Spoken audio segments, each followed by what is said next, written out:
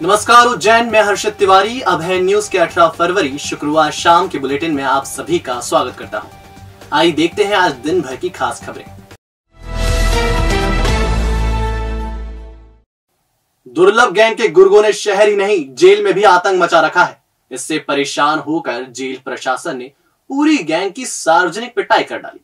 बताया जा रहा है कि जेल की चौक पर लाकर गैंग के गुंडों को करीब 1 घंटे तक पीटा गया। इसके बाद उन्हें सेल में डाल दिया गया।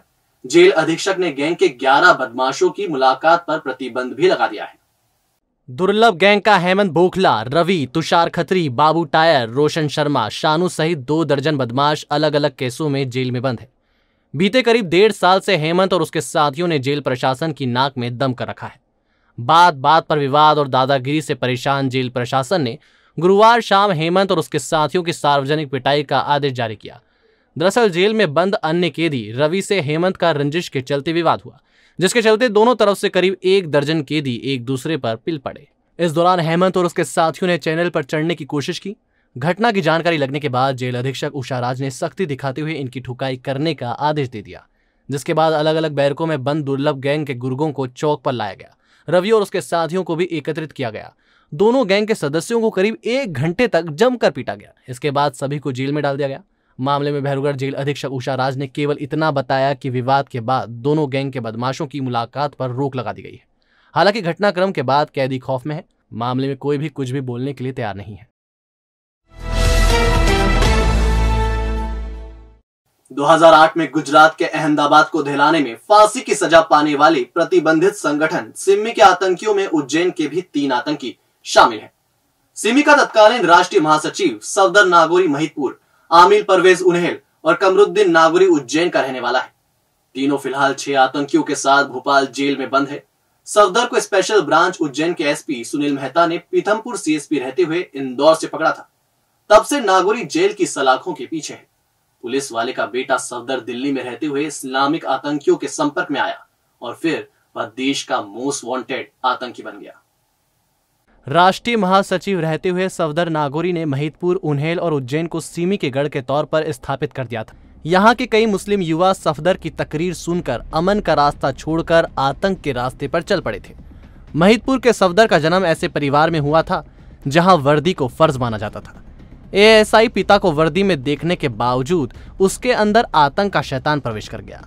उसने आमिल परवेज, कमरुद्दीन नागोरी जैसे लोगों की मदद से युवाओं को राष्ट्र विरोधी गतिविधियों में जोड़ा।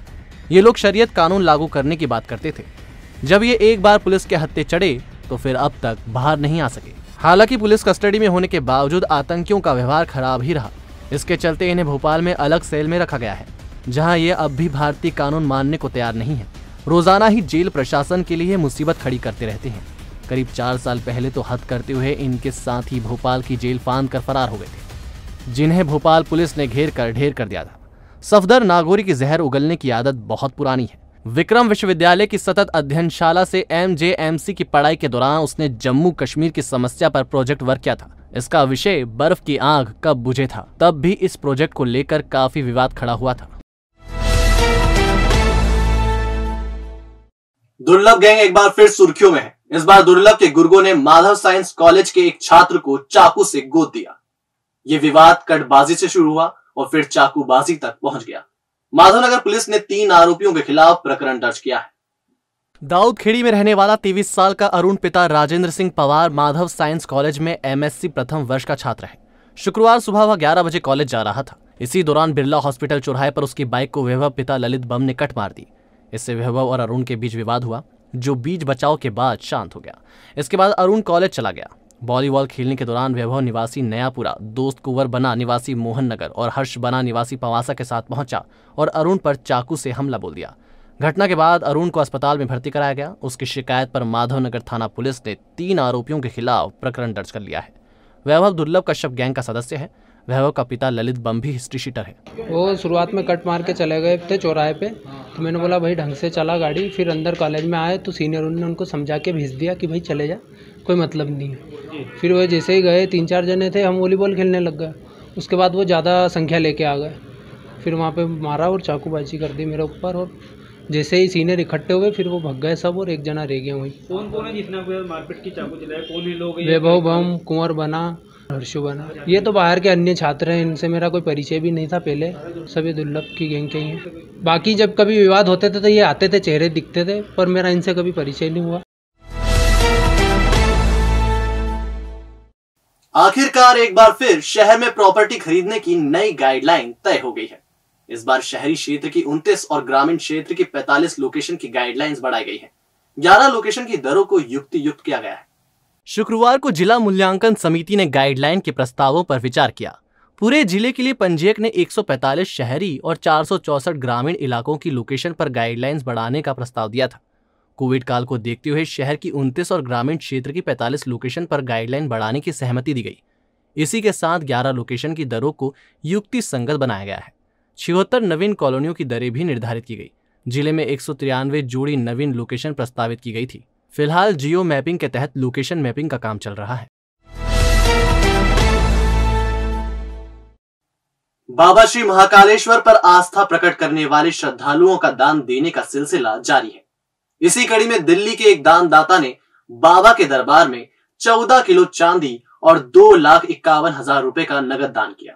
दरअसल दिल्ली के दानदाता ने अपना दान गुप्त रखा। पुजारी भूषण व्यास ने बताया कि दानदाता का कहना था कि नाम का क्या काम, दान तो दान है। इसी भावना के साथ दानदाता ने ठोस चांदी अर्पित की। 2,51,000 रुपए नगद भी दिए। मंदिर समिति के प्रशासक गणेश कुमार धाकड़ ने बताया कि दानदाता ने स्वर्ण शिखर के लिए दान देने की इच्छा भी जाहिर की।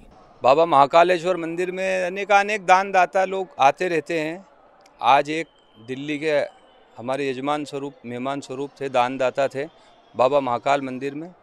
14 किलो चांदी का दान उन्होंने बाबा महाकाल को अर्पण करा है और उन्होंने अपना नाम जो है नहीं देते हुए अब गुप्त दान के अंतर्गत, नाम से क्या काम, इस हिसाब से उन्होंने बोला कि नाम नहीं, गुप्त दान के हिसाब से वो 14 किलो चांदी दे करके गए और मंदिर के उसमें कैश भी दे करके गए। 2,51,000 रुपये वो मंदिर को कैश दे करके गए। अभी दिल्ली से एक दानदाता आए, उनके द्वारा 14 किलो 68 ग्राम चांदी मंदिर को दान की गई है। साथ ही 2,51,000 रुपये भी उन्होंने नगद कैश मंदिर की सेवा में अर्पित किए गए और वो बाबा के प्रति बहुत अगाध आस्था है उनकी और वो आगे के लिए भी कोई प्रस्ताव स्वर्ण शिखर वगैरह का देने का भी वो प्रॉमिस करके अभी। और अब खबरें दे दनादन। महाशिवरात्रि पर्व पर 11 लाख दीपक प्रज्वलित करने के लिए खेल संगठन और कोचिंग संस्थान संचालकों की मीटिंग में वॉलंटियर्स को तैयार करने पर चर्चा की गई। एनडीए कोचिंग चलाने वाले संचालकों ने कहा कि वह 500 से 1,000 वॉलंटियर्स तैयार करेंगे। भरथरी मानवीय भाव का साक्षात्कार कराते हैं, ये बात प्रोफेसर शैलेंद्र कुमार शर्मा ने कही। वह कालिदास अकादमी में राजयोगी भरथरी के जीवन पर आधारित कार्यक्रम को संबोधित कर रहे थे। खाद्य सामग्री में मिलावट करने वाले 38 लोगों पर रासुका की कार्रवाई की गई। इस दौरान 459 मिलावटखोरों के खिलाफ एफआईआर दर्ज कराई गई। इन पर अब तक 3,79,00,000 रुपए का जुर्माना लगाया गया है। तो आपने देखा हमारा बुलेटिन। आपको हमारा बुलेटिन कैसा लगा, इसका फीडबैक कमेंट सेक्शन में जरूर दीजिएगा। फिर मिलेंगे नए बुलेटिन के साथ। नमस्कार।